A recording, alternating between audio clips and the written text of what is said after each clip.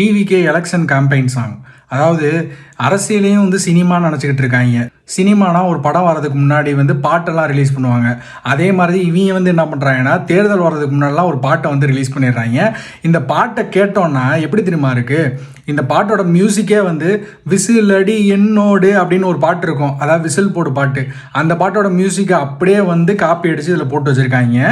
பாட்டில் ஏதாவது ஒரு கருத்து சொல்லுவாங்க அப்படின்னு சொல்லி பார்த்தா பாட்டோட வரி ஃபுல்லாக எப்படி இருக்குன்னா, அவரை தன்னைத்தானே போழ்ந்து தள்ளுற மாதிரியே பாட்டோட லிரிக்ஸ் ஃபுல்லாக இருக்குது. இந்த பாட்டில் ஒரு வரி வரும், நான் தன்னந்தனி ஆளு நீ ஏளனமா பாரு கொஞ்சம் நவுந்தேனா 8 கோடி பேர் அப்படின்னு சொல்லிட்டு ஒரு லைன் வருது.